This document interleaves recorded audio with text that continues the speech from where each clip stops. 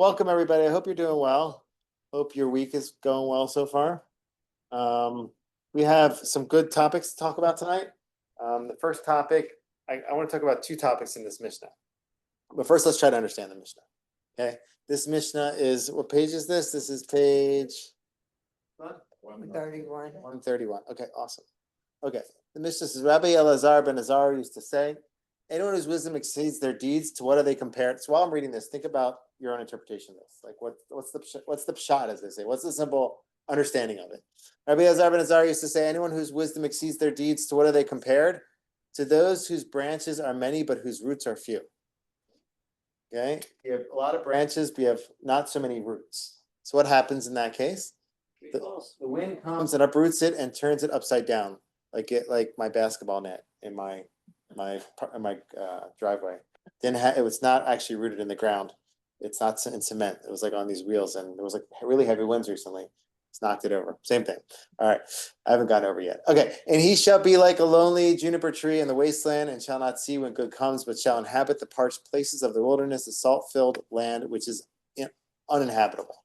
Okay, there's a verse that's brought here. Maybe we could go deeper into that verse, but I'm not going to do that. Okay, so what is one whose deeds exceeds one's wisdom? What is that person like? Like a tree whose branches are few, but whose roots are many. Even if all the winds of the world were to come and blow upon it, they would not move it from its place. As it said, he shall be like a tree planted by the waters, which spreads out its roots by the river, and shall not perceive when heat comes, but its leaf shall remain fresh, and it will not be troubled in the year of drought, nor will it cease to bear fruit. Okay, so that's the Mishnah. It's not telling us what it's talking, what kind of wisdom, what kind of actions. It's just bringing some imagery. It's comparing wisdom. It's comparing, what's the language? What's the Hebrew language? Chochmato and ma'asav. So how do we understand what? Seems like knowledge and action. So what's the way, how should we understand this? Like, what's the message? What kind of knowledge, what kind of action, what kind of rootedness, what kind of uprootedness? What's the message? This was where the action would be doing good deeds, doing charitable acts. And that does what? That actually brings you stabilization. It roots you into needs. If you're rooted. But I would think you would strive for both, because you really need wisdom. Yeah. Well, yeah. It doesn't say that. So it says here you have to have. So you need both. It doesn't say you can't have both. You shouldn't have both. It says wisdom exceeds their deeds. Yeah. So obviously you should have. I imagine it's speaking that you should have wisdom. Otherwise, it's a book of wisdom, right? But it's saying your wisdom shouldn't exceed your deeds. I wonder if someone can make an argument that wisdom should exceed your deeds. But this is saying it's not. Yeah. There's nothing inherently religious about this. Correct. And when I read it, I said, "Oh, that's a secular statement." So what is the secular statement? That actions are more important than your beliefs. It's not clear. It says machshavto, but it could be beliefs. So why? Well, why? It's giving a reason. It's saying that it helps you be more rooted, whatever that means. I think you have to have both, because roots won't survive without the branches and leaves above to have photosynthesis and nourish them, and the tree will fall over without a strong root system. That's good. That's strong. And it's saying that the roots, it seems to be the roots are more important. The strong roots are more important here than the strong branches, according to this Mishnah. Yeah. It's not just individuals; it can also be the community. The roots are the community of people, and therefore, the more you have the roots, the better the community. Better are the fruits, the Right. branches. That's strong. It doesn't specifically say that. Yeah, that's another Mishnah, right? That's like it is comparing it to thoughts and actions, but that's another Mishnah. Yeah. So, in the fellowship, they often say. Can you hear at home, by the way? Walk. Talk the talk and walk the walk. Don't just talk the talk, walk the walk. So just don't tell me things that you're doing. I want to see action. And actions speak louder than words. right? So don't profess to me what I should be doing, don't just talk the talk, walk the walk. I agree what you're saying with what you're saying, and I think that they probably would agree with that here, but they are adding on another component. They're saying actions, you need action, more actions than thought. And it brings an imagery here. It brings a parable which speaks about rootedness. So do you want to But no, but I mean, yes, you have to understand, but you have to also let your actions show that you understand. And then I think there needs to be a balance. Okay, I agree with you. I think the Mishnah is giving a reason why wisdom is preferable, more actions, increased, more actions, having more actions than thought is better. And it gives a reason. It creates a certain rootedness, it seems. So, yeah. The roots of a tree Alright, can't so be seen, after. so maybe that's like, you know, your deeds, you do your deeds, not necessarily to be seen. But you do your deeds like the roots, and that makes you stronger, whereas wisdom can be seen. So that's why you should definitely have both, but your deeds are deeds that, like I said, you don't have to be So seen. the all type the of deeds that aren't seen, those maybe are the ones that keep you Yeah. embedded. Yeah, Sandy. Okay, no problem. Comparing the two parts here, that a little bit of playing on what you just said, which is that the roots are the foundation. They're the foundation. The tree doesn't stay erect if it doesn't have a good foundation.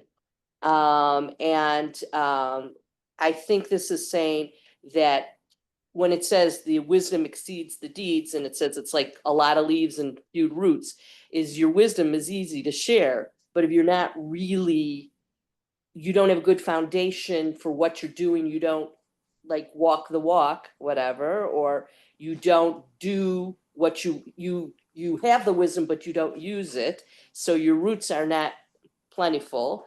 And then in the second part, it says, but have good roots in a tree that's planted by a river. Will always have the water to allow it to grow. And to me, that water is Torah, when Torah is compared to water. And that with the right, when you have Torah and your roots can drink from that, your foundation drinks from that, even if you don't have a lot of leaves, you still will be a strong tree because, no, just I'm gonna end there. No, because. Yeah, that's good. Let's do one more and then we'll, or two more. I don't think you necessarily need to have. I wanna like switch, I want you to be able to see who's So speaking. as much, but people that have, like an inherent. They know like what's inherently right and they do good deeds and deeds to help others and everything, without necessarily having wisdom. It's just like. It's an natural innate- to them, Yeah, it's like an innate ability. so that's preferable in a way. Well, I think it's very good, because there's plenty of people with lots of knowledge that aren't necessarily decent people, and they don't share, and they don't necessarily give tzedakah and what Yeah. have you. So I because resonate- They might never important. I resonate a lot with what you're saying. I'm gonna offer two interpretations. One of them is kind of connected to that, so let's remember that. I resonate, like this innate connection to good sometimes can be preferable than thoughts about doing the good. Like you do stuff that you know is right, whether somebody tells you or not, or it's written down, it's Yeah. just, you know. It's inside of you, yeah. Ted and then Shelley, Yeah. and we're gonna. In Dr. Seuss' book, speaking on behalf of the tree needs a. I think it's on him, no? You can see. Speaking on behalf of the trees, the tree needs a good connection between the roots and the branches, to be healthy. So it's like obvious for L needs them both. And it needs a good connection between the two. Yeah, for sure. I think it's for sure saying that, and it is saying you need one over one more than the other. It's really interesting. You could argue otherwise, but Shelley, you're gonna. I think that when you have wisdom, it's very nice, but you can have wisdom and be in a cave and have it affect no one, and you're just you know, maybe this sage who's there or a guru who's on a mountaintop. But if you're not using your wisdom and putting it to good use, That's beautiful. So applied, then what good is the wisdom? Yeah. okay, that's kind of, yeah. So, so those are all really good, awesome interpretations. I'm gonna offer two more awesome ones. So, just wait one second, I was trying to bring, I think I have a circular. Thank you, things here. Michael. From make it up again. Like the first thing here. No, I don't like the Oh, wait, vacuum yeah. cleaner. I wonder if noise. this is big. Last year, yeah. If I bring this closer to. Loosen this, look, and then you can just. Like the one. Then we'll bring it down and make it taller. All right, so, okay, here's one of, yeah, I feel it will not work. It seems very safe. All right, so while we're working on the technical piece here, great. Is that safe? Okay, all right, so, well, okay, so one interpretation I want to share with you, I think this is a very strong one, is to expand the concept of actions. I'll show you one interpretation here that expands the someone put a note in the chat here. Or not. Okay. So I want to expand. Where is it?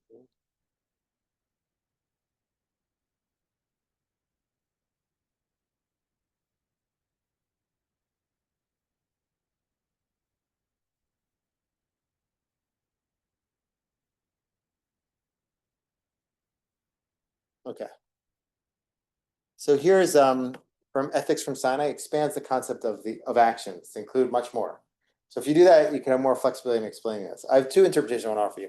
So he says, if your Judaism is a matter of a total commitment that involves your being, emotions, intellect, and behavior, then you're indeed rooted in Torah, the divine. So he expands and basically speaks about being rooted in Judaism. But I want to take this more expansive approach and say, this could be talking about lived Judaism versus ideology. Okay, so sometimes we have thoughts. Sometimes we get. I was going to apply to anxiety. Okay, so I think that the Torah has a lot to offer us in terms of anxiety, in terms of giving ourselves positive messaging and faith. And I think when we live the right way, we live a Jewish style, the Jewish lifestyle, the right way, you're supposed to be ideally filled with faith and confidence and trust in Hashem and connection to Hashem through the mitzvot, through the Torah. And I think that sometimes if you don't have that strength that from tradition, sometimes you can have all the thoughts in the world, positive thoughts, positive reinforcement, but it doesn't help you in your time of like distress. And basically, so that's what I'm saying. I think that with Torah, you're doing it the right way. All the winds of the world, all the anxieties, a month ago, Gaza worries. Today, Mamdani worries. There's always something to worry about, seriously. And Jews love to worry. We do. It's like we need something to worry about. I'm serious. Like it helps us. Like I don't know. It's like we need to grab onto something and worry about it. And so I'm not saying these are all real worries. We need to worry about the COVID. There's always things to worry about, and they're real. And I open up my Facebook page. I can't see through all the posts about the New York mayoral election. I'm not saying it's not what to worry about there. I'm just saying that with the Torah lifestyle, ideally, all these winds that pass over us, we will be able to withstand them and not fall prey too much to the worries. Because the Torah is the actions. The Torah is ma'aseh. The Torah is a full embodied lifestyle. And that includes connection to God. That includes Torah mitzvot. That includes faith and trust. And all those components of an embodied Jewish lifestyle can help us when all these other thoughts pass through our head. If we only have our ideology or our thought to help us, it won't be strong enough. We need something embodied. We need to live Judaism to strengthen our faith and strengthen our connection to Hashem in those moments. Yeah. I think worry is a totally wasted, useless emotion. It doesn't accomplish anything other than to make you feel crap. A better word for these type of things would be you're concerned about something. And Well, that's what I'm saying. So I think to shift it from anxiety and over worry to concern and balance worry, I think what can help with that is the tradition. And I think that that a lot of times we get our messaging from the wrong place.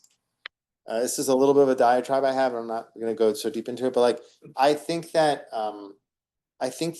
we have to be careful what we bring in into our body, into our souls, into our mind. A lot of times we get our. I remember when I was living in Israel. You turn same thing in America, but it's worse in Israel. You turn on the news and it's all like negatives. It's like then you open it. It's like all like it's all negative. It really is. In America, it's like it's also the news stations also try to really induce anxiety inside of you. Why do they want to do that? So that you'll tune in again. You'll be nervous and you'll try to figure out, you'll tune in again. I remember during COVID, I remember the COVID ticker on CNN. Do you remember that? How many people are dying every second? Right. Oh, I need to tune into that. Oh, another one. Like, right. So, but why do they have that? Because it makes you nervous. You get nervous and then you tune in again. And so at those moments, you could say in your mind, all the machshavot, all the thoughts you want in your mind could be like, I shouldn't be tuning into this. I shouldn't be getting stressed out or worried or becoming overly anxious. But those thoughts can't help when all those winds are so strong all around us. A way to help us overcome all those winds that can cause us to be anxious or fall into over worry is really the tradition, the embodied tradition. I'm not saying it's the only solution. There's people who suffer from anxiety. There's a lot of things that maybe yoga can help, or there's a lot of things can help with anxiety. Also, the tradition can. The tradition's message, the coming to shul, hearing a message of faith from the rabbi, learning the Torah. The Torah it creates a connection with Hashem. Embodied Judaism can really help us in our moments of worry and anxiety. I think that the messaging we receive from Torah can sometimes combat all the external winds. So that's how I'm reading that. The Maaseh is embodied, like an embodied Jewish lifestyle, and the faith and trust in Judaism. You know, faith and trust really are. It's not really talked. We talked about it last week in the modern Orthodox community. It's not really talked about really, like work. But faith and trust is a real avoda. Like faith and trust, trying like just like you have you work in therapy with or work and just with your partner. Work on your trust with each other. Work on strengthening your connection. Work on believing that the other person has your best interest. Overcoming fears in terms of your connection with your loved one. We need to work on that with Hashem. It's like an avoda. It's like all the Torah. The Torah is really like a guide for that. If you think about it, I'm going a little bit off here, but the Torah is like the worst novel. What do I mean by that? The Torah has a beginning where things are like great. Then it has a tragedy, which is Mitzrayim, and then it just ends. We get out of Mitzrayim, we walk through the desert, and it ends. You would hope good novels usually have a good ending, right? They have many times. They have a positive ending. We got into Eretz Yisrael. We built the land, but it doesn't have that. So how do we understand the Torah? You can understand the Torah not only as a novel, but as a guidebook. And really, the central piece of the Torah is the desert. I think it's 70% of the Torah is talking about the desert. Why? It's supposed to be. I think it's a guide for faith and trust in God when we're in an unsafe place, when all the winds are around us. All these we don't have. When we're in unsafe territory, the Torah is a guide, and so when we read it, ideally we're supposed to read it to strengthen our faith and trust in Hashem. So I think that's the idea of the Maaseh. The Maaseh can help us. Sometimes we can have all the thoughts what we want.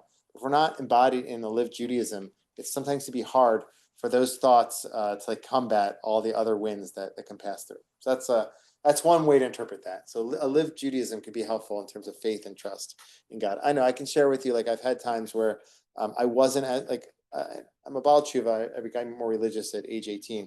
I've had times when I've gone in and out a little bit stronger, more committed and less committed. And I've seen that those times when I'm more connected, I'm more locked in.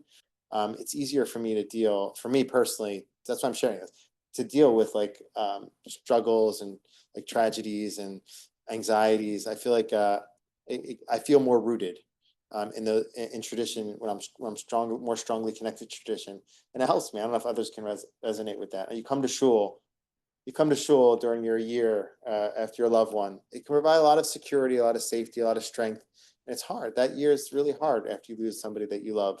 And it can provide that rootedness. So I think the tradition, if you didn't have that, let's say you don't have that, you can have all the machshavot, all the thoughts to encourage yourself to feel better. But sometimes you need that external, you need the tradition to lock into it. And that can make you, that can help you withstand what's going on around you. So that's I guess a plug for a lived Judaism, but I think there's a lot of benefits of a lived Judaism if you're doing it the right way. It's a lot of work. Judaism is a lot of work, and faith in God, trust in God, it's also a lot of work. So it comes with work, but that work can also help us and strengthen us. So that's one interpretation. Okay, I have another interpretation for you, and this is going to take us a little bit far out. Okay, so this might take a little bit of time. Okay? By the way, I know your time. You look like a lefty on the screen because it's all reversed. Okay, interesting. Thank you. There's a setting on there in the video part. Yeah. I think you can switch it. Okay, I'll do that another time. Okay, so Using a different side of your brain? yeah, maybe you're using the left side of your brain. Seeing it. Come sit on this side. It'll look good. No, I'm sorry. All right, so here's another interpretation. Okay, this is also a very strong thing. So we talked last week about comparing Chabad to modern Orthodoxy. I want to talk about a topic I talked about on Shabbat, but go a little bit deeper into it. Talk about knowledge of God versus faith in God. Okay, I think you can read it like that as well. It's talking. You can. There's a big debate between the medieval philosophers as to what is the proper way to approach God. How do you find your connection to God? Should it be through an experience of God, or should it be through your understanding of God? And I think I even wrote about this in here. Let's take a look at that. Thank you. If I can find it. Is that it? 1 second. Sleep 6.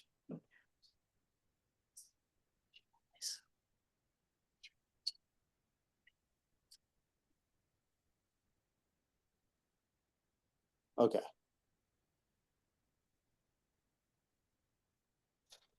All right. From a Jewish perspective, understanding what we are doing. Okay.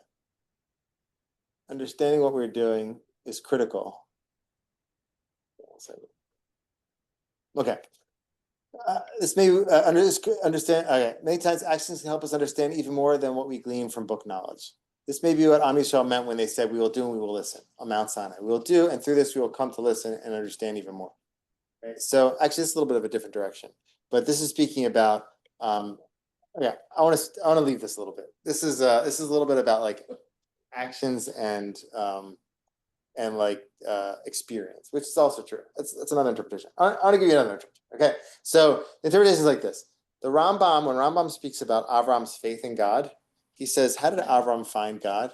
He says that Avram found God in his mind. When he searched for God, basically said he looked all around. He was a philosopher. And he thought deeply about like, how could it be that all these constellations are here and there's no one who's causing the constellations to move? Basically, he did what we call the teleological proof. Basically, something like this. Let's say you have a book, and this book is a wonderfully written book, obviously. It's a big book. All right. Well, let's say I told you that this book, you say, wow, it's great. I read chapter 3, Mishnah 3:23. And I say, it's great. You know what? You know who wrote this? And you might answer me, but I might say to you, no, I didn't write this. You think I typed this up? I didn't. I was in my house and I had some ink and I dropped the ink on this page and all of a sudden came out this book. Now you wouldn't believe me, right? So the Rambam said that that's what Avram was doing. Avram was looking around the world. He said, this world's an amazing world. They're so intricate, so special. It's so many conditions are set in place for us to succeed. He says it can't be that there's no God behind all this. So he got to God through his intellect. Okay, Rabbi Yehuda Levi was a philosopher in the same time, and he said, he was a rabbi and philosopher. He said that we should come to God not through our intellect, but through our experience. We should come to God through our experience, our inner experience of God. And he speaks about how Abraham also wasn't a philosopher. He speaks about Abraham. God told Abraham, leave your philosophy and connect to me through experience. And I think that both of these approaches really are two ways that we experience God. Many times we try to prove in our minds that God exists, that God's true, that God is this, that, and the other. But for a strong Judaism, strong lived Judaism, you have to also never forget the experience of faith, the spiritual experiences. I can share just from experience that like I know for myself, I kind of wrote about this, I think in that chapter. When I first became more observant, at a stage like I was like, I want people to prove to me that God exists. Okay. So I went to different, I mean, I talked a little about this last week, but I actually went, I wanted to go to I was about to go to like this seminar where like there's these Haredi ultra-Orthodox seminars where they prove to you God's existence. I was like, I want to go to that and I'll come out and I'll have it all proved to me and I'll be good. At that Shabbos, I went to my cousin's house and I was telling him all about that. And after I left his house, I didn't feel a need to go to it. What changed for me? What changed for me? It's funny when I think about it, because this cousin I never been to his house since. I'm not sure why. Maybe, I don't know, but like what happened there was that we talked about the whole Shabbat. I talked about God, proving God, this and that. And then meanwhile, we were eating at the Shabbos table together. We were singing. I was talking to their kids. We were eating good kosher, good Shabbos food together. And that Shabbos experience helps connect me more in a way than the philosophical proofs that I needed. It's very interesting. I don't know. I seem to kind of get off that after I left that house. I still kind of always want to try to prove things to myself in my mind. But I think that for me, and I think that for the Rabbi Yehuda Levi, and I think maybe for this Mishnah, it's saying something like that. Like on one hand, we have to strengthen ourselves in our intellect. We have to know as much as we can, to understand as much as we can.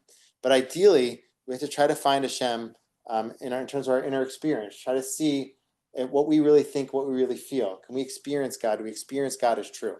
And I think that if you have that faith, that inner faith, that experience, that can keep you grounded and connected, even when those proofs that might counter your proofs come, and they might get you confused. Sometimes if you try to prove 100% Judaism and Hashem to yourself in your mind, and you're basing it on that, when someone comes and brings an opposite proof, your faith might falter. But if your faith is based on a lived Judaism, on a strong connection to Yiddishkeit, on a Shabbos table, on truth that's like an internal truth, that can keep you locked in no matter what proofs people bring. I don't know, like people talk about, people talk about like the creation of the world being billions of years versus thousands of years.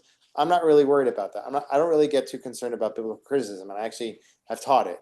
It doesn't worry me. I hear it, I understand it, and I see some counter points to them.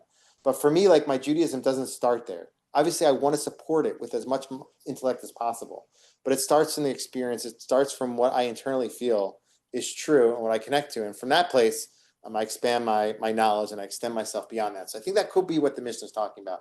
It's talking about actions, which could be like your lived faith, your fully embodied faith, versus thoughts. Your thoughts could be you're trying to prove things to yourself in your mind in like a very 100% way, which I think that sometimes can be difficult to do and sometimes can be bad if you completely rely on it. Anybody, what do you feel about that? Yeah. I think what you're describing is very much why we do what we do at the Seder. You know, we talk about the experience of the Exodus, but we're supposed to put ourselves in that position and then think of all the things that are at the table and the actions that we do to actually take us there and make us realize. And it's like, you know, experiential learning. Any teacher will tell you that you can stand in the front of the classroom all day long, but when you give kids something to actually physically do, it sinks in better. And for every time that you spill the wine or eat the bitter herbs, or in our family, when we sing the Shana Haba, we have a conga line that goes around the house. But these are experiences, that people, you ought to come, it's wild. But these experiences are exactly what you're talking about. It brings the positive aspects and makes you want to be a part of this tradition. Yeah.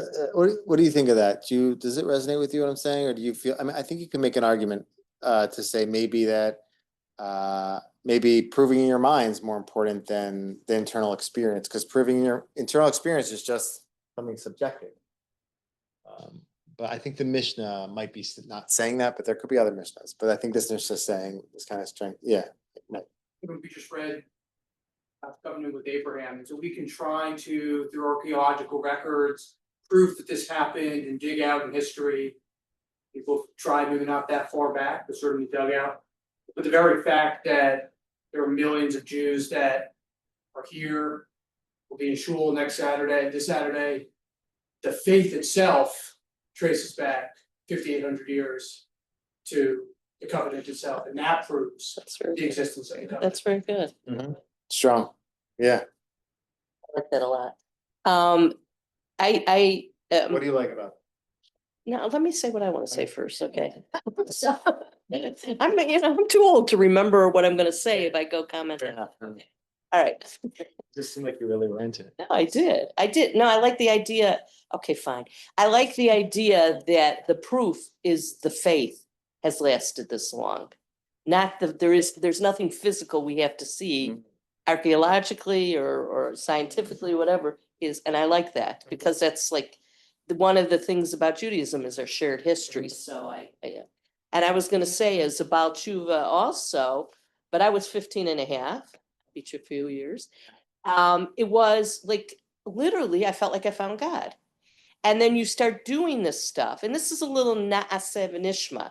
You start doing this stuff, and then you start to gain the wisdom, because the wisdom will mean more because you had done it. So you make the connection. But I love the aspect of diving in and being part of it, and that's how you get to understand your relationship with Hashem. Yeah, I, as all of you point out, I don't think the Mishnah is saying you shouldn't expand your knowledge. I just think it's saying you shouldn't rely on it. You should have ideally a step beyond that, which is faith and a connection and experience. Yeah. All right, cool. Anybody else anybody at home? All right, awesome. Okay, let's go on to another Mishnah. Put the camera at the screen, let them look at themselves. I'm stopping. Man, you really. You're gonna roll, Robert. Your mind did that come from, that one?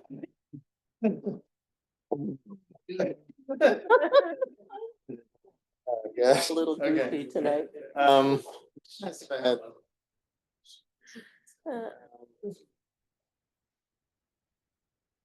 I kind of wrote, so that's what I wrote about here. When I first became more observant, I had a stage in which I held until somebody could prove me in my head that Judaism was correct, I wouldn't commit to an observant lifestyle. My Orthodox cousin invited me over for Shabbos to talk about this and other issues. He didn't answer everything, but he did provide a warm Shabbos table experience. That in itself drew me in.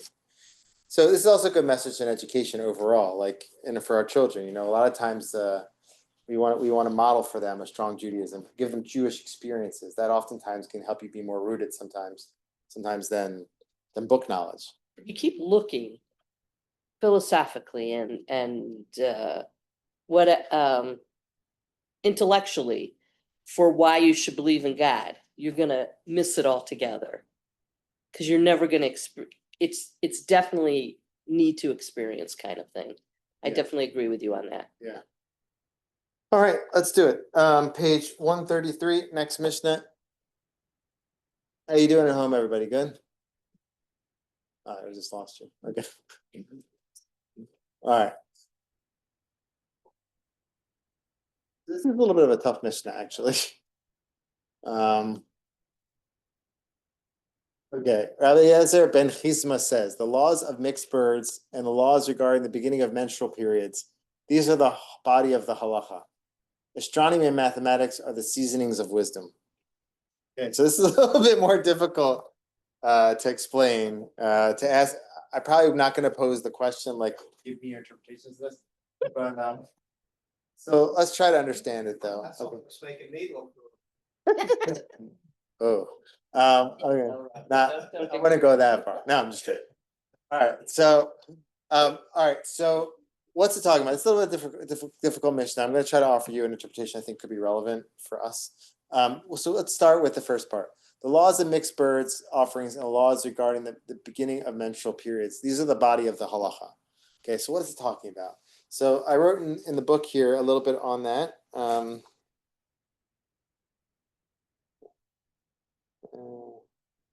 Okay, look in the second paragraph. The first lesson is to stay on track. Okay, the Mishnah opens by listing two complicated areas of Torah law. That's here. Composed of many details. The laws of Nida, calculations of menstrual cycles, are very detailed, as are laws of mixed bird offerings. The latter deal with doubts that arise when one bird gets mixed with another bird, and one must decide which one can be accepted as a sacrifice. So basically, it's a whole tractate connected to like mixed birds. If you have a bird you need for this sacrifice, a bird for that sacrifice, and they get mixed up, you don't know which one's which. How do you figure out in that doubt which one's the proper one? Those are intricate laws, and then there's the laws of establishing the menstrual cycle, which are also complicated laws. If someone goes into doubt when their cycle is, there's complicated ways of calculating that. So these are complicated laws, very detailed laws. Okay, and they're saying that these are the body of halacha. So basically, it's saying something like this. It's saying that Jewish law from A to Z is like the body of Judaism.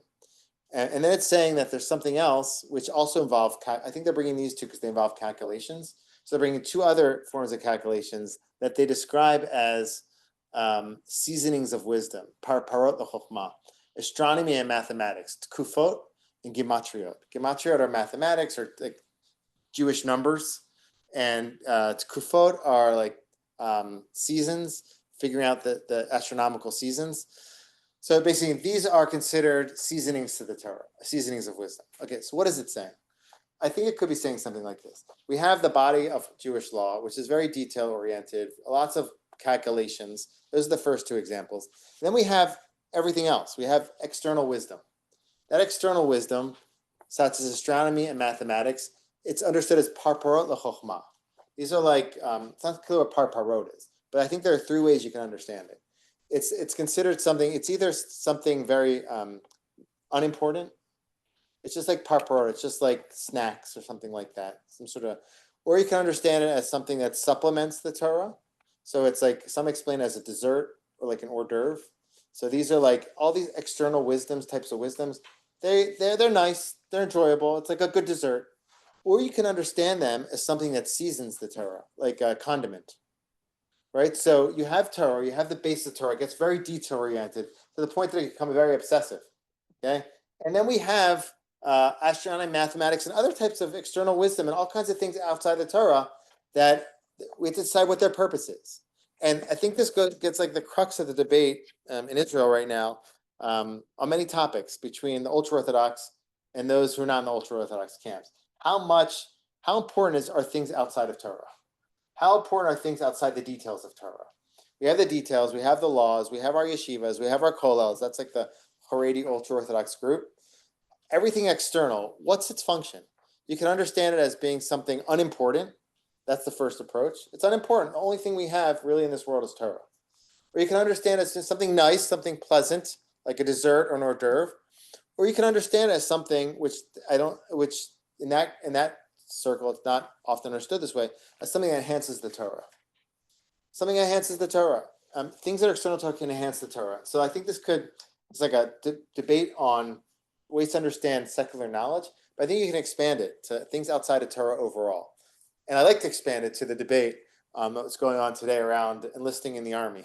Okay, I know I'm taking a little bit out there, but it's a big debate. I already touched on Mamdani, talking about the enlisting in the army. I'm trying to touch on modern things that people are thinking about. Last week in Israel, there was what's called like there's a million person march, million human march. It wasn't only men there, but it did look like mostly men. Traffic jam. Yeah. So I don't know if there was a million people there, but people were talking about if you should make a blessing over that gathering, because you're supposed to make a blessing when 600,000 Jews come together. So I guess there was a lot of people. And what were they? There was big protest. What was the protest about? About the draft. About being drafted into the army, right? And so I think you can I can offer an argument for both sides, but I think that maybe it goes back to this a little bit, like things that are external to the Torah. You have the Torah, you have these laws of what are they called? Birds. Let's say details of Torah. Okay, details of Torah, and then you have all these other things. This is like the details of Torah. Kinin upichinida. Then you have all these external things. Let's say we have maybe secular knowledge. We have maybe government, although it's government. We have army. What else could be other things that you have in a state, a normal state? Parnasa, yeah, livelihood. So what's the place of all these when it comes to the Torah? So the ultra-Orthodox group is I would say is more in line with maybe the first or the second interpretation, in the sense that the Torah is the main thing, and these may be secular knowledge or maybe the army, other things that are outside of Torah, they're less important or they're less central. And you know what? The Torah, if you do the Torah properly, that will ensure that these other areas will work themselves out. Okay. The other approach, which like more the national religious approach, would say that the third direction that I spoke about is that these elements can enhance the Torah, and they can work together with the Torah. And so you have the army, you have secular knowledge, you have the government. All these components are supposed to be branches of the Torah, right? So all these, the Torah is supposed to, they're not supposed to take the place of the Torah. All these details are gufei halachot. They're like the essence of the Torah. However, these other components, they're like the condiments. They help strengthen the Torah. They help strengthen the nation. They help ensure that we have a thriving Torah Judaism. And the Torah has to inform them and guide them and direct them. And I think that that's like the other approach. And so I think you can understand this Mishnah in different ways. I think maybe the different groups could use this Mishnah to support their different approaches. Now, I'm more on the side, of course, that I think that all these pieces go together, and I think that that's like the huge project, not of modern Orthodoxy, but also of the national religious movement in Israel. It's a huge project. It's not always successful. I understand the approach that says basically just do Torah. Sometimes getting involved in all these things can be dangerous or scary, or can take you away from Torah. It's a very difficult project to really connect Torah with all these other things and have the Torah guide them. You go into the army, there's a lot of you're exposed to a lot of stuff outside of the Torah culture there. It can be scary, it can be dangerous, and you might be afraid that you lose this altogether. You might be afraid that you lose the gufei halachot, because if you go far out, you'll lose it. And so that's the concern of one side of the equation. The other side is basically saying, if we're strong enough in this, we can use these to strengthen our Torah lifestyle. And I think that that's maybe some of the crux of the debate. But I think it's a very difficult thing that the national religious movement is trying to do, trying to stay strong in Torah, but still find ways to be involved in the world, to have an army, to protect yourself, to be involved in livelihood, secular knowledge, government. It's a very, very daring project. It's not always successful. So maybe the different groups kind of strengthen each other in some way and balance each other out also. Maybe that's, yeah. Rabbinical view, because what you're really suggesting is the Torah is the center, and all the other stuff is subordinate, which means you have some Jews who are more valuable than other Jews. I don't think that. I think that, so let me explain it. I think the Torah, according to, I would say, the national religious approach, the Torah is not, it's not that the Torah learners are more important than those who are in the army or those who are academics or those who are in the workforce, but rather the Torah has to be the center around which everything revolves. It's not necessarily the Torah learners. The Torah learners are here, they're in the yeshiva, but everything should emerge from Torah. Torah should inform. Rav Tzvika Kook, which was like one of the central thinkers in the national religious movement, because we have to have businessmen who are filled with Torah. We have to have soldiers who are filled with Torah. And Yeshivat Merkaz Rav, one of the yeshivas I went to, they went to the army. but they went after 6 years in yeshiva. Because we want to have Talmidei Chachamim, scholars who are out in the army. We want to have scholars, Torah scholars who are involved in the academic world. We have Torah scholars in the government. That's like a messianic dream. Yeah. Rabbi, I think these two Mishnot actually connect really well together, because if you think of it is a tree of life to those who hold fast to it, right? And all who cling to it are happy, right? Mhm. So if you take that, then it doesn't matter whether you're spending your life studying Torah, or it's the condiment, or whatever it is, that is still that root for everyone to come back to. And Yeah. I think that's also what this mission is trying to say. So it made me think of that. Yeah, that's very, very interconnected. That's really great. Thanks for that. Yeah. So what happens sometimes in like would be like the Haredi movement, the ultra Orthodox movement, is that with this heavy emphasis on Torah and minimizing some of these other things, those who can't succeed in the yeshiva world and they leave, they sometimes feel there's a great inferiority complex that emerges from that.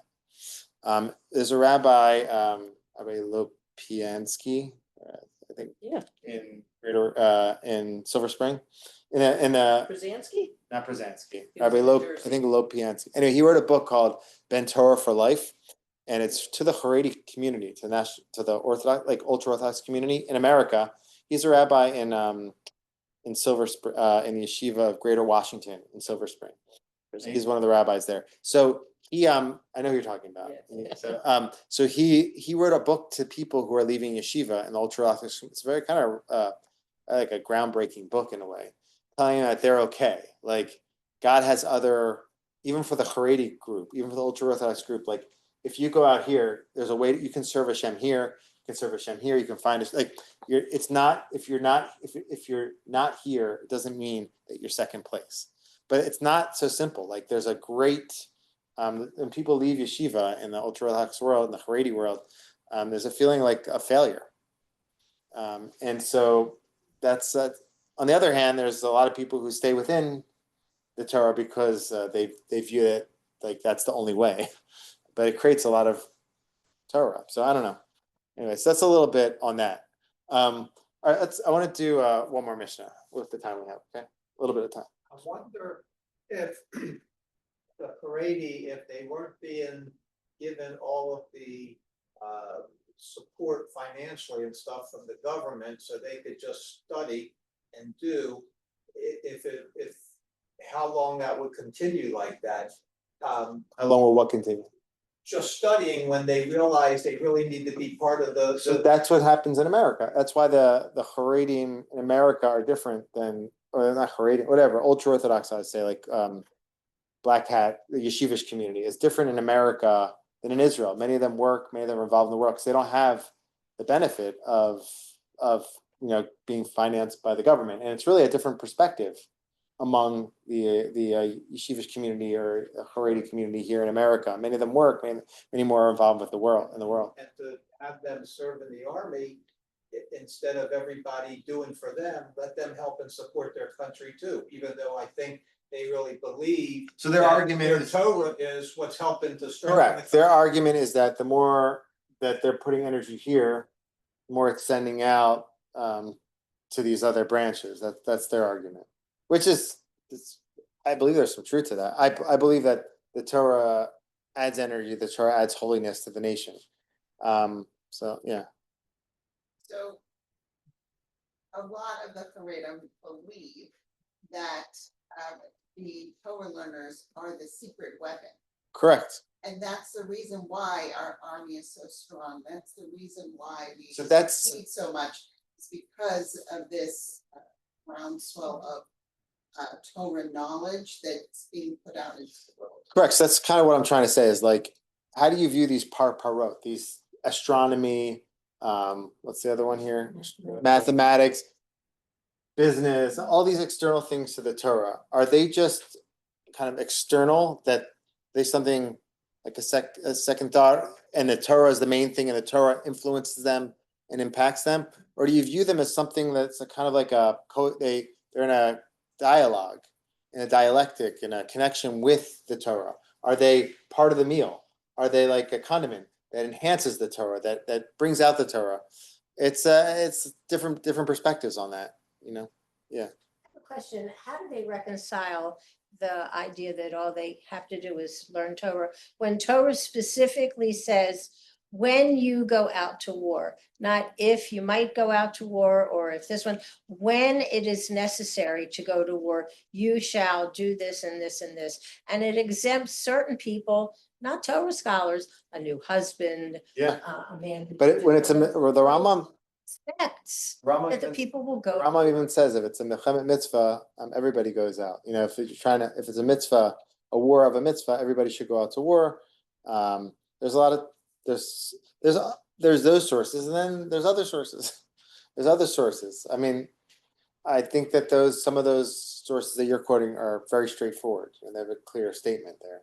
But the rabbis have other sources. They'll bring a source which says that the Torah protects. And if we're learning Torah, the more that Jews are learning Torah, the more protection that the nation has. And so I'll bring other sources. Yeah. All right. So that's a little bit on that. So that's kind of explaining I was trying to take this a little bit beyond what it's talking about. I was kind of talking about the relationship between the essence of the Torah and externals. Are those externals just external and the main thing's the Torah? Or are those externals in conversation with the Torah? Are they condiments? Are they part of the meal? And they work together with the Torah. And there seems to be two perspectives, at least in Israel, on that. I do think that there's truth to both perspectives, although I land more in the national religious side in terms of them having to work together. I think that that to me makes sense. All right, but I do understand the other side as well. All right, let's do our Mishnah. Okay, we'll start it at least. We're in a new chapter. Woo! And this is one of the best Mishnahs in the book. I love this Mishnah. There's so much to say on this Mishnah. If we ever get there. Okay. This is a classic Mishnah. Okay, chapter 4, Mishnah 1. Ben Zoma says, who is wise? Who knows this Mishnah? Who's heard this Mishnah before? Okay. All right. Who is wise? The one who learns from every person. Okay. This is such a great Mishnah. It's awesome. Okay. From all who taught me, I have gained wisdom. Who is mighty? Okay. Who is strong? Who's strong? One who subdues their evil inclination. Okay. As it is said, one who is slow to anger is better than the mighty, and one that rules their spirit than one that takes a city. Who is rich? One who rejoices in their lot. This is such a great Mishnah. As it is said, you shall enjoy the fruit of your labors, you shall be happy, and you shall prosper. You shall be happy in this world, you shall prosper in the world to come.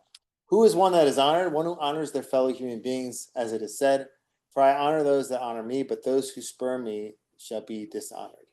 Okay, so this is really running again. This is like running counter to, I guess, like any rap video that you might see.